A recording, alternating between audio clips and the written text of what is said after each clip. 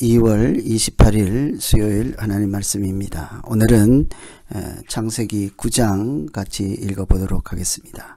창세기 9장은 6, 7, 8, 9 무려 넉 장에 걸친 홍수에 대한 말씀이죠. 그러나 이것은 단순히 심판 차원을 넘어서 하나님 나라를 새롭게 재창조하시는 말씀이다 하는 큰 관점을 가지고 읽으시면 되겠습니다.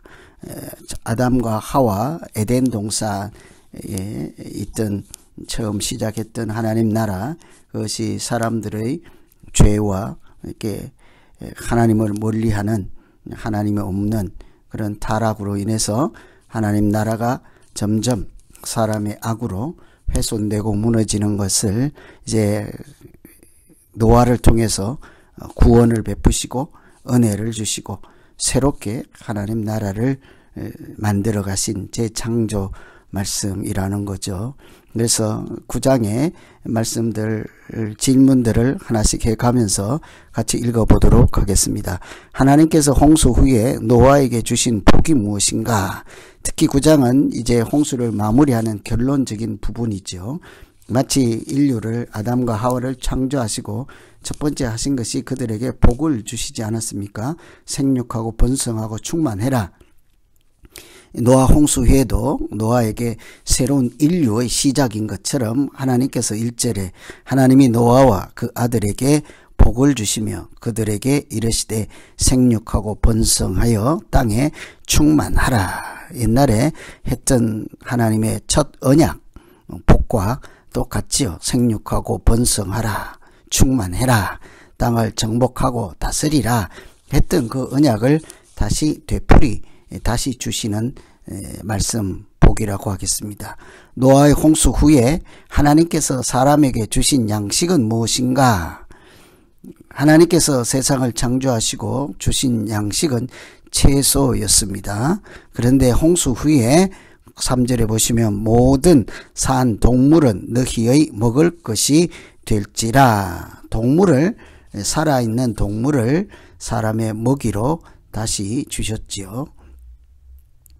채소같이 이것을 다 너희에게 주너라. 첫 번째 주신 것 채소, 홍수 후에 주신 먹거리는 산 동물이었습니다. 그런데 한 가지 단서가 있습니다. 4절에 그러나 고기를 그 생명되는 핏째 먹지 말 것이니라. 레위기 제사법에 피를 먹지 말라가 있는 것이 아니라 사실은 창조 때부터 생명되는 피는 먹지 말라 이렇게 했지요. 그래서 먹기는 먹되 하나님이 주신 것임을 인식하고 하나님과 구별된 백성으로 이렇게 사는 도리를 지키며 하나님이 주신 것을 감사로 먹어라 이렇게 해석할 수 있겠습니다. 하나님께서 노아에게 하신 언약은 무엇인가? 9장 11절에 보시면 내가 너희와 언약을 세우리니 다시는 모든 생물을 홍수로 멸하지 아니할 것이라. 땅을 멸할 홍수가 다시 있지 아니하리라. 두 번이나 반복하는 것은 강조입니다. 하나님께서 홍수 후에 다시는 물로 심판하지 않겠다 하셨습니다. 그러니 홍수로 세상을 새로 창조하실 때 모든 것을, 하나님이 지으신 것을 다 심판하실 때 얼마나 하나님도 마음이 아프시겠습니까? 그러나 새롭게 하기 위해서 그들에게 있던 악을 척결하기 위해서 어쩔 수 없이 하는 하나님의 징계와 심판이었습니다. 그래서 사람들이 당하는 고통도, 생물이 당하는 고통도 말할 수 없겠죠. 그래서 홍수 후에 다시는 물로 심판하지 않겠다. 그래서 마지막 때에 물이 아니라 불로 심판하게 된 까닭도 같이 볼 수가 있겠습니다. 하나님께서 언약의 증거로 주신 것은 무엇인가? 13절에 내가 내 무지개를 구름 속에 두었나니 이것이 나와 세상 사이의 언약의 증거니라. 하나님께서 다시 물로 심판하지 아니하겠다는 하나님의 약속, 그 증거로 무지개를 주셨다고 하였습니다. 이 무지개는 하나님께서 하신 언약의 증거다. 무지개를 볼 때마다 비가 그친 다음에 무지개가 뜨지요. 무지개가 뜨고 나서 비가 오지 않습니다. 그래서 비가 그친 다음 무지개를 볼 때마다 하나님께서 비는 내리되 그 물로 세상 모두를 심판할 정도의 홍수는 주지 않는다. 우리에게 이른 비, 늦은 비, 필요한 비는 내리시되 은혜는 주시되 물로 다시 심판하지 않겠다는 하나님의 약속의 증거라고 합니다. 그래서 이 약속의 증거를 주실 때 특징이 하나 있습니다. 9장 15절 한번 보시면 15절 내가 나와 너희와 및 육체를 가진 모든 생물 사이의 내 언약을 기억하리니 다시는 물이 모든 육체를 멸하는 홍수가 되지 아니할 것이라. 여기에서 제가 괄호로 답을 한번 찾아보라고 한 그 질문은 내가입니다. 누가 기억한다고 하는가? 무지개를 보고 언약을 기억하리라. 언약을 기억하는 사람 주체는 하나님이죠. 내가 나와 너희 사이에 맺은 내 언약을 기억하리니. 무지개를 보시고 사람에게 기억하라 하는 언약하셨다 하는 증거도 되겠지만 하나님 자신에게 다시는 사람을 생물을 물로 심판하지 아니할 것이라는 언약을 하나님 스스로 기억하겠다 하는 하나님을 위한 장치이기도 했던 것이죠. 그만큼 확실하게 하나님은 물로 심판하지 않겠다 하는 사랑의 표시를 우리에게 주신 것입니다. 홍수 후에 온 땅에 퍼진 사람들은 누구인가? 19절에 보시면 노아의 세 아들로부터 사람들이 온 땅에 퍼지니라. 홍수 후에 그 땅을 가득 메운 사람들은 노아의 후손들이다. 하나님으로부터 구원받은 백성들이라는 것입니다. 노아가 모든 사람들이 멸망을 당할 때에 노아는 은혜를 입었더라. 구원의 방주 안에서 하나님의 인도하심을 따라 은혜를 입음으로 생명을 받은 사람들, 그 구원의 방주에서 나오자마자 첫 번째 한 일이 하나님의 이름을 부르며 예배를 드린 거룩한 사람들, 하나님의 백성들이 다시 세상에 가득해졌더라. 이런 얘기인 거죠. 홍수 위에 노아는 무엇을 하며 살았으며 모습은 어떠하였는가? 노아가 농사를 시작하여 포도나무를 심었다고 합니다. 포도주를 마시고 취하여 그 장막 안에서 벌거벗은지라. 여기 두 가지 살펴볼 내용이 있죠. 홍수 후에 노아는 농사를 짓고 살았다. 특히 포도나무를 심었다고 하죠. 포도나무를 심는 것이야 무엇이겠습니까만, 잘못이 있겠습니까만, 포도를 마시고 포도주를 마시고 취하였더라. 그 장막 안에서 벌거벗은지라. 여기에 먹구름이 보이지 않습니까? 벌거벗은지라. 아담이 죄를 짓고 나서야 자기가 벌거벗었다 하는 것을 알았습니다. 부끄러움을 알았습니다. 하나님 앞에서 숨을 수밖에 없었습니다. 그 장면과 똑같은 사건이 벌어진 것이죠. 홍수 후에 노아는 무엇을 하며 살았는가를 살펴보았습니다. 그리고 19절에 보시면 이 포도주를 마시고 그때 모습을 이렇게 설명을 하였죠. 가나안의 아버지 함이 그의 아버지의 하체를 보고 노아의 하체를 보고 밖으로 나가서 두 형제에게 알림해 셈과 야벳이 옷을 가져다가 자기들의 어깨에 메고 뒷걸음질 쳐 들어가서 그들의 아버지 하체를 덮었더라. 그들이 얼굴을 돌이키고 그들의 아버지 하체를 보지 아니하였더라. 함과 셈, 야벳이 하는 행동이 대조적이죠.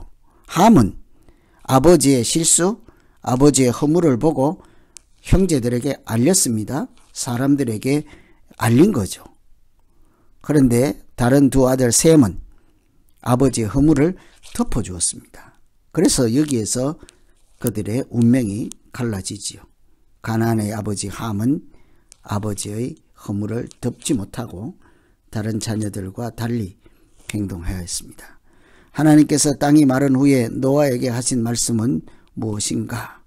26절에 보시면 또 이르되 셈의 하나님 여호와를 찬송하리로다. 가나안은 셈의 종이 되고 하나님이 야벳을 창대하게 하사 셈의 장막에 거하게 하시고 가나안은 그의 종이 되게 하시기를 원하노라. 이제 아담 후손인 가인과 아벨이 있었습니다. 가인은 죄를 지었습니다. 아벨을 죽였죠. 아벨 대신에 셋을 주었습니다.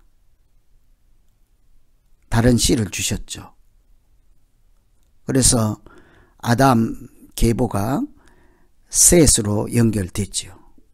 마치 노아 세 아들 중에 노아의 후손은 셈으로 연결되고 있습니다. 이 모든 흐름은 하나님의 자녀 예수 그리스도께서 이 땅에 오셔서 인류를 구원하시고 하나님의 자녀로 살게 하시는 구원의 통로이기도 합니다. 하나님 사람들의 계보이기도 하죠. 그래서 여기에 보면 누구의 하나님을 찬송하리로다 하는가를 살펴보아야죠. 셈, 야벳, 함, 셈, 야벳 중에 셈의 하나님이라는 거죠. 이것은 앞으로 셈의 후손을 통해서 하나님께서 인류를 구원하시는 일을 이끌어 가시겠다는 표시이기도 합니다. 야벳은 아버지의 허물을 셈과 더불어 덮어준 사람이라 창대하게 하사라고 되어 있죠. 그런데 함은 그들의 종이 된다 하였습니다. 아버지의 허물을 덮지 못하였죠. 이런 이 9장은 노아의 홍수 후에 하나님께서 어떻게 결론을 맺으시고 앞으로의 세상을 이끌어 가시는가 아주 이렇게 터닝 포인트가 되는 대목입니다. 홍수 후에 복을 주시고 생육하고 번성하라. 마치 처음 주셨던 창조 때 주셨던 인류에게 주신 약속을 다시 해주시고 홍수로 심판하지 않고 그 세상을 다시 하나님 나라로 만들어 가겠다 하시는 의지로 무지개를 주셨습니다. 뿐만 아니라 그 노아의 후손들과 더불어 언약을 세우시고 그 셈의 하나님을 찬송하리라 하는 그 백성들로 통하여 그 백성들 가운데 하나님 나라를 세우시고 그들 가운데 인류의 역사를 진행하시는 하나님의 은혜를 홍수를 통해서 볼 수가 있죠. 전체적으로 다시 한번 말씀드리면 홍수라고 하는 것이 악을 심판하는 내용뿐만이 아니라 다시 세상을 새롭게 시작하시고 창조하시는 하나님의 은혜를 볼 수가 있습니다. 그때 중요한 것이 한 사람이었습니다. 노아 한 사람을 통해서 하나님이 세상을 다시 시작하였습니다. 오늘 이 시대에 우리 인류를 구원하실 한 사람 예수 그리스도 한 분을 통해서 하나님 나라를 다시 시작하는 새롭게 하시고 구원의 은혜를 베푸시는 모습과 같다고 할 수 있죠. 하나님이 그래서 9장을 통해서 우리에게 하시고자 하는 말씀이 뭘까를 각자가 깊이 묵상하고 기도하시고 믿음으로 사시면 되겠습니다. 홍수 후에 달라진 것은 무엇인가? 우리의 먹거리가 달라졌습니다. 물로 심판하지 않는다 하였습니다. 이제는 하나님의 백성들이 달라졌습니다. 계보가 달라졌지요. 홍수의 하나님의 언약은 아브라함에게 하신 언약과 공통점이 있는가? 생육하고 번성하고 충만하고 정복하고 다스리라 하나님의 본디 사람에게 주신 약속과 동일한 약속을 노아의 후손들이 계속 승계할 수 있도록 하였습니다. 얼마나 영광스러운 자리겠습니까? 홍수 후에 세상의 사람들이 살아가는 모습은 어떠한가? 노아의 후손들이 셈, 함, 야벳 후손들이 땅에 가득 찼지만 그 중에 셈의 하나님을 찬송하라 하는 대목을 깊이 생각하면 셈의 후손들은 하나님을 찬송하는 자들입니다. 그러나 함은 아버지의 허물을 덮어주지 않은 것처럼 하나님을 같이 셈처럼 하나님의 은혜를 누리지 못하는 그런 백성으로 전락하고 말았지요. 그래서 오늘 이 9장을 통해서 우리가 믿음으로 살 때 항상 하나님께서 나를 새롭게 해주실 때 우리가 정신을 차리고 깨닫는 마음 가지고 헌신하고 충성하는 마음 가지고 하나님께서 새롭게 주시는 언약과 복을 부여잡고 거룩한 백성으로 살게 해 주십시오. 이렇게 9장을 읽으면 되겠습니다. 기도하겠습니다. 하나님 아버지, 온 세상을 물로 심판하실 때 한 사람 노아를 은혜를 있게 하시고 그 후손들이 온 땅에 다시 가득 차게 함으로 하나님 나라를 새롭게 빚으시고 인도에 가시는 눈물겨운 이야기가 홍수 가운데 있음을 알았습니다.